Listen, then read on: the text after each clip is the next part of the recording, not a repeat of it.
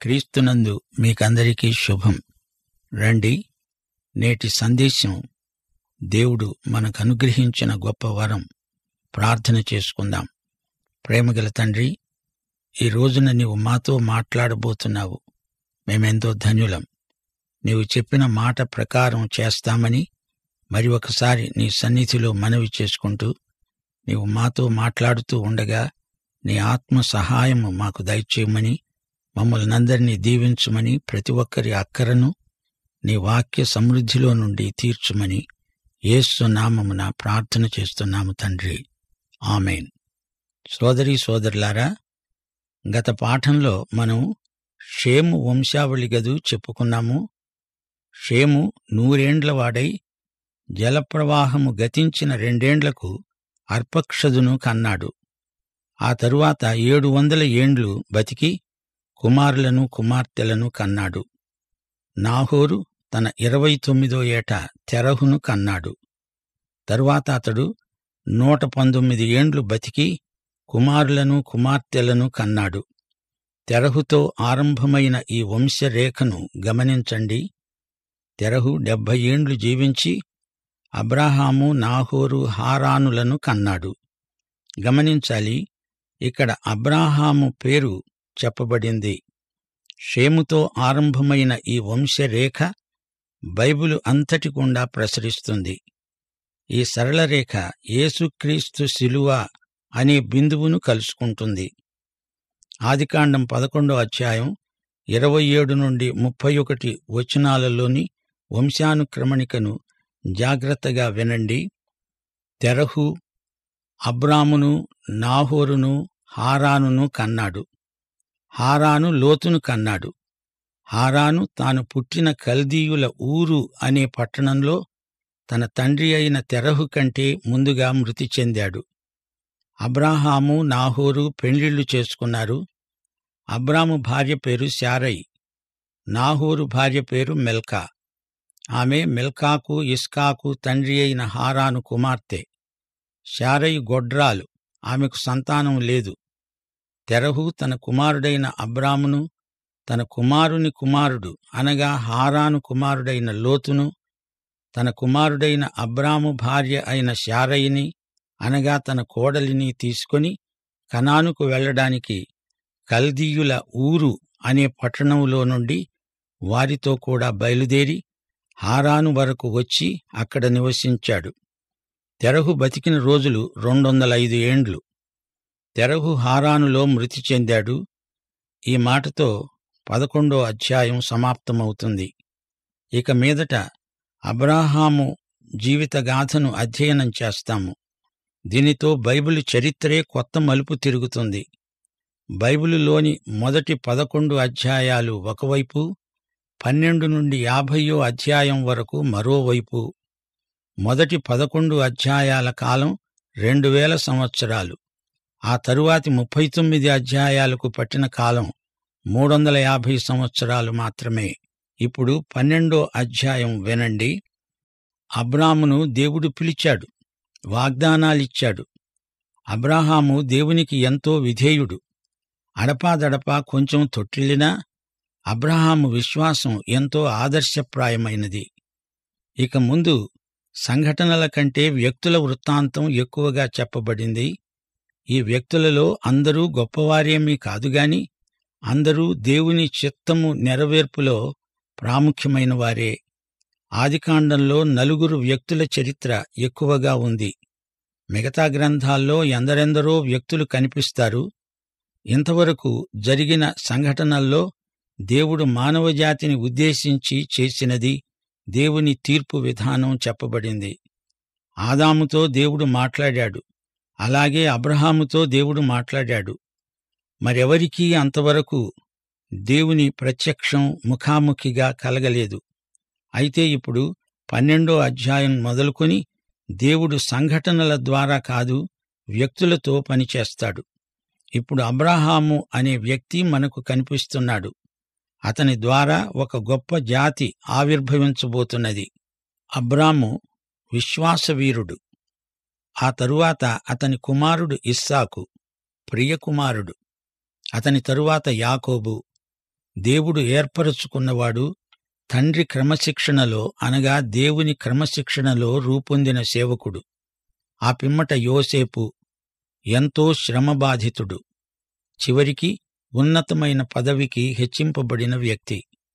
దేవుని వాక్యం మనకు సరిగా అర్థం కావాలంటే ఈ నలుగురు గోత్రకర్తలను గురించి పూర్తిగా తెలుసుకుని ఉండాలి. ఆదికాండంలో వీరి జీవిత చరిత్రలలోని ప్రాముఖ్యమైన ఘట్టాలు మనకు పరిచయం చేయబడతాయి. అబ్రహాము సౌశీల్యం ఉన్నత నైతిక ప్రమాణానికి చెందినది. అబ్రహాము మానవ చరిత్రలో అలనాటి ప్రజల్లో ఎంతో గొప్ప వ్యక్తి, ప్రసిద్ధి చెందిన వ్యక్తి. ఇతన్ని గురించి విననివారు నాడు నేడు ఎవ్వరూ ఉండరు. యూదా, ఇస్లాం, క్రైస్తవ మతాలలో అబ్రహాము పేరు చిరపరిచితమైనది. విద్యావిహీనులు, విద్యావంతులు అందరికీ అబ్రహాము పేరు తెలుసు అంటే అతడు విశ్వవిఖ్యాతి చెందినవాడు, గొప్పవాడు. అతడు గొప్ప దాత కూడా. అతని సౌశీల్య సంపద అతి ప్రశంసనీయమైనది. లోతుతో వివాదం కలిగినప్పుడు అతని దాతృత్వం రుజువైంది. నీకు కావలసినంత తీసుకో, మిగిలిందే నేను తీసుకుంటాను అన్నాడు. ఇంత గొప్ప దానశీలురు ఎంతమంది ఉన్నారు చెప్పండి? నేనే కావలసిందంతా తీసుకొని మిగిలిందే నీకిస్తా అనేవారు ఎక్కువగా ఉన్న ఈ రోజుల్లో అబ్రహామంతటి వితరణశీలురు ఎందరు అసలున్నారా అనిపిస్తుంది గదూ. సొదొమ గొమొర్రా రాజులు వచ్చి కొల్లగొట్టినదంతా ఇచ్చేస్తాము తీసుకో అంటే అందులో నూలు పోగు కూడా నాకు అక్కర్లేదు అన్నాడు అబ్రహాము. అబ్రహాము దేవునికి చెందిన వ్యక్తి. దేవుడు తనను ధనవంతుణ్ణి చేయాలిగాని వీరు చేసేదేమిటి అనే విశ్వాసం అతనికుంది. అబ్రహాము ఆ కాలానికి దేవుడు నిర్ణయించి నియమించిన అసాధారణ వ్యక్తి. అప్పటికి అతడు దేవుని ఏకైక సాధనం. అతడు మనోవాక్కాయ క్రియల చేత దేవుని మనిషి. విశ్వాసమంటే ఏమిటో నేర్పడానికి అబ్రహాము జీవితాన్ని మన ముందుంచాడు దేవుడు. అతని గొప్పదనాన్ని ఒక్క మాటలో చెప్పవచ్చు. అబ్రహాము దేవుణ్ణి నమ్మాడు. రోమాపత్రిక 4:3 అబ్రహాము సౌశీల్యాన్ని క్లుప్తంగా చెప్పేస్తుంది. అబ్రహాము దేవుణ్ణి నమ్మాడు, అది అతనికి నీతిగా పరిగణించబడింది. దేవుడు అబ్రహాముకు 7 సార్లు ప్రత్యక్షమయ్యాడు. ప్రతిసారీ అబ్రహాము విశ్వాసం వృద్ధి అవుతూ వచ్చింది. అబ్రహాము పరిపూర్ణుడు అనుకోకండి. దేవుడు అబ్రహాముకు 4 సార్లు పరీక్షలు పెట్టాడు. ప్రతిసారీ అబ్రహాము కొంచెంలో తప్పిపోతూ వచ్చాడు. పడిపోయినా లేచి దులుపుకొని సీమోను పేతురులాగా మళ్లీ విశ్వాసపథంలో అధికతరమైన ఉత్సాహంతో పయనించాడు. దేవుడు కూడా నీ హృదయాన్ని ఈ క్షణంలో స్పృశిస్తే, నీ జీవితానికి ఆయన స్పర్శ ప్రాప్తిస్తే నీవు విశ్వాసపంథాలో పయనించగలవు. కాలుజారి పడినా తిరిగి లేస్తావు, చక్కగా నడుస్తావు. విశ్వాసము చేత నీతిమంతుడవని దేవుని చేత అనిపించుకుంటావు. ఈ వాస్తవాన్ని అబ్రహాము జీవితంలో అడుగడుగునా మనం చూడగలం. దేవుడు అబ్రహాముకు ఇచ్చిన వాగ్దానం 3 విధాలా ముఖ్యమైంది. యెహోవా అబ్రాముతో అన్నాడు, నీవు లేచి నీ దేశము నుండి, నీ బంధువుల వద్ద నుండి, నీ తండ్రి ఇంటి నుండి బయలుదేరి నేను నీకు చూపించే దేశానికి వెళ్ళు. నిన్ను గొప్ప జనముగా చేసి నిన్ను ఆశీర్వదించి నీ నామమును గొప్ప చేస్తాను. నీవు ఆశీర్వాదమై ఉంటావు. నిన్ను ఆశీర్వదించేవారిని ఆశీర్వదిస్తాను, నిన్ను దూషించేవారిని శపిస్తాను. భూమి యొక్క సమస్త వంశములు నీ యందు ఆశీర్వదించబడతాయి. మొదటి వాగ్దానం భూమి. నేను నీకు చూపించే దేశం భూమి, అక్కడికి నీవు వెళ్ళు. రెండో వాగ్దానం జాతి. నేను నిన్ను ఒక జాతిగా, జనముగా చేస్తాను, నిన్ను దీవిస్తాను, నీ పేరు గొప్పది అయ్యేట్లు చేస్తాను అన్నాడు దేవుడు. నిన్ను దీవించేవారికి దీవెన, నిన్ను శపించేవారికి శాపం. ఇక మూడో వాగ్దానం, నీ యందు సమస్త వంశములు ఆశీర్వదించబడతాయి. ఈ విధంగా త్రివిధమైన వాగ్దానాలు దేవుడు అబ్రాహాముకిచ్చాడు. ఈ ఆశీర్వాదాలన్నీ నెరవేరాయా? అవును. అబ్రహామును దేవుడు ఒక గొప్ప జాతిగా రూపొందించాడు. యూదజాతి గొప్ప జాతి. భూమిలోని సమస్త వంశములు ఆశీర్వదించబడతాయి అన్నాడు గదా. అంటే యేసుక్రీస్తు ద్వారా అబ్రహాము లోకములోని వంశాలన్నిటికీ ఆశీర్వాదమయ్యాడు. దేవుని వాక్యమంతా మనకు అబ్రహాము ద్వారానే వచ్చింది. అయితే మొదటి వాగ్దానం మాటేమిటి? ఈ భూమిని, ఈ దేశాన్ని మీకిస్తాను అన్నాడు కదా. ఈ వాగ్దానం ఇంకా నెరవేరలేదు. ఆ భూమిని, పాలస్తీనాను ఇంకా పూర్తిగా ఆక్రమించుకొని ఉండలేదు. ఇస్తానన్నాడు, ఇచ్చి తీర్తాడు. ఇది నిజం. త్వరలోనే అది జరగబోతోంది. తూర్పున యూఫ్రటీసు, ఉత్తరాన హిత్తీయ జాతి, దక్షిణాన ఈజిప్టు నది, ఈ ఎల్లల మధ్య భూభాగాన్ని దేవుడు తన ప్రజలకు వాగ్దానం చేశాడు. ఇది పూర్తిగా నెరవేరుతుంది. అయితే దేవుడు విధించిన నిబంధనల ప్రకారమే అది జరుగుతుంది. ఈ విషయంలో మానవ ప్రయత్నం ఏమాత్రమూ పనిచెయ్యదు, ఫలవంతం కాదు. ఇదంతా దేవుని ఆధీనంలో ఉంది. ఈ విషయమై ఎవరూ కంగారు పడనక్కర్లేదు. దేవుడు చేసిన ఈ 3 నిబంధనల దృష్ట్యా అబ్రాహాము ఏమి చేశాడు? ఎలా వ్యవహరించాడు?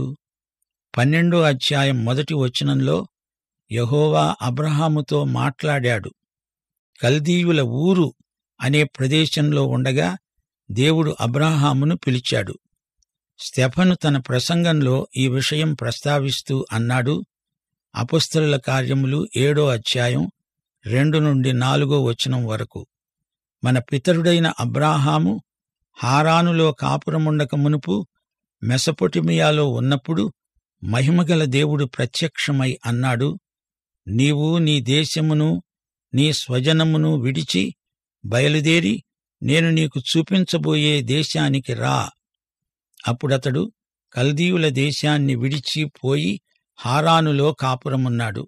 అతని తండ్రి చనిపోయిన తరువాత అక్కడి నుండి మీరిప్పుడు కాపురమున్న ఈ దేశమందు నివసించటానికి దేవుడతణ్ణి తీసుకొని వచ్చాడు.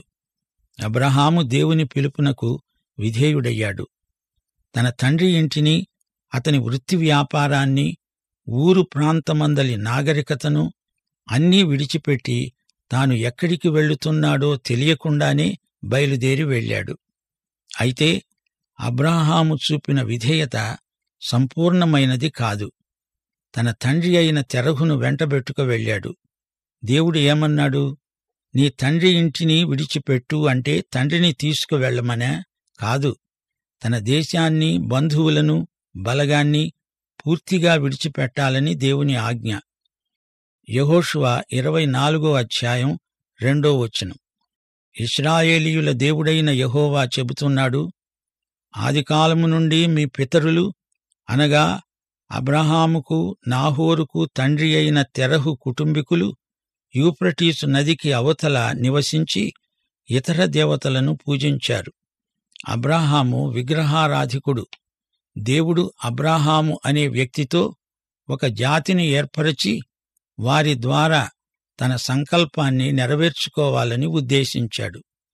దేవుడు పాపిని నాశనం చేయడు, పాపాలను పరిహారం చేస్తాడు. అబ్రహామును ఉన్నపాటున వచ్చేయమన్నాడు. అబ్రహాము ద్వారా ఒక గొప్ప జాతి ఆవిర్భవిస్తుంది. దేవుని మహాసంకల్పం. ఆదికాండం 17వ అధ్యాయం వరకు ఈ వ్యక్తిని అబ్రాము అంటాము. ఆ తరువాత అతడు అబ్రాహాము.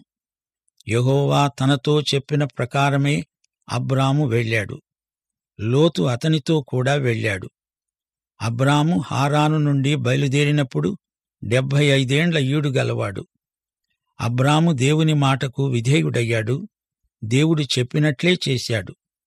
కనాను దేశమును చేరే వరకు దేవుణ్ణి వెంబడించాడు. లోతును తనతో ఎందుకు తీసుకువెళ్ళాడు? బంధువులను విడిచిపెట్టి రమ్మంటే ఈ కొసరును ఎందుకు తీసుకెళ్ళాడు? అది సంపూర్ణ విధేయత అనిపించుకోదు. అందుకే అగచాట్లు వచ్చాయి. దేవుడు చెప్పింది ఏదైనా పూర్తిగా చెయ్యాలి గదా. అబ్రాము తన భార్య అయిన శారయిని, తన సహోదరుని కుమారుడైన లోతును, హారానులో తానును వారును సంపాదించిన యావదాస్తిని, వారు సంపాదించిన సమస్తమైన వాటిని తీసుకొని కనాను అనే దేశానికి వెళ్లడానికి బయలుదేరాడు. తీరా కనాను దేశానికి వచ్చేశాడు.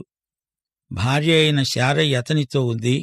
భార్యను తప్పనిసరిగా తీసుకువెళ్లాలి గదా. హారానులో ఉండి వీరు చేసిన నిర్వాకమేమిటి? సంపాదనలో పడ్డారు, కాని దేవుని సంకల్పమును వారు గుర్తించలేదు. దేవుని చిత్తము నెరవేర్పులో జాప్యం కలిగింది. అందుకే హారానులో ఉండగా దేవుడు అబ్రాముకు కనబడలేదు. లోతును కూడా తేకుండా ఉంటే బాగుండేది. ఎలాగైతేనే కానానుకు వచ్చారు. అబ్రాము షెకెమునందలి ఒక స్థలము దాకా దేశ సంచారము చేసి మోరే దగ్గరనున్న సింధూర వృక్షము వద్దకు చేరాడు. అప్పుడు కనానీయులు ఆ ప్రదేశములో నివసించారు. ఈ కనానీయులు ఎవరు? హాము కుమారుడైన కనాను సంతతివారు. గమనించాలి, అబ్రాము విడిచిపెట్టి వచ్చిన ఊరు నాటి కాలంలో గొప్ప నాగరికత గలిగిన పట్టణం. అబ్రాము శారాలు అక్కడే ఉంటే లౌకికంగా ఎంతో సుఖించేవారు, సందేహం లేదు. మరి ఇక్కడ కనానీయులు నివాసమున్నారు. తాము విడిచి వచ్చిన ఊరు మహానగరమని మనం గ్రహించాలి.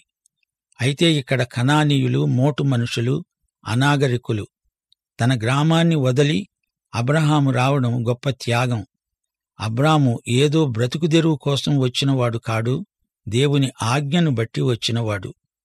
యెహోవా అబ్రాముకు ప్రత్యక్షమై అన్నాడు, నీ సంతానానికి ఈ దేశమిస్తాను. అతడు తనకు ప్రత్యక్షమైన యెహోవాకు ఒక బలిపీఠం కట్టాడు. రెండోసారి దేవుని ప్రత్యక్షాన్ని పురస్కరించుకొని అబ్రాము బలిపీఠం నిర్మించాడు. హారానులో ఉండగా యెహోవా అబ్రాముకు బొత్తిగా ప్రత్యక్షమై ఉండలేదు. గమనించాలి, దేవుడు నీకిచ్చిన వెలుగు ప్రకారం నీవు నడవాలి, లేకపోతే దేవుడు నీకు ఎక్కువ వెలుగు ఇయ్యడు. అబ్రాముకు అదే జరిగింది. దేవుడు చెప్పింది, చూపింది అతడు జరిగించినప్పుడే దేవుడతనికి ప్రత్యక్షమయ్యాడు. ఇంతటితో పాఠం ముగిస్తున్నాము. ప్రార్థన చేసుకుందాం. దేవా తండ్రి, నేటి సందేశం మా ఆత్మలకు ఉజ్జీవహేతువు. అబ్రహామును పిలిచిన దేవుడవు, నీవు ఇప్పుడు మమ్మల్ని పిలుస్తున్నావు. పాపులను పిలిచి వారిని పరిశుద్ధులనుగా తీర్చిదిద్దుతున్నావు. నీ వాగ్దానముపై నిలిచి నీతో నడిచి నీ కృపయందు కృతార్థులమగునట్లు మమ్మలను దీవించుమని యేసు నామమున ప్రార్థిస్తున్నాము తండ్రి. ఆమేన్.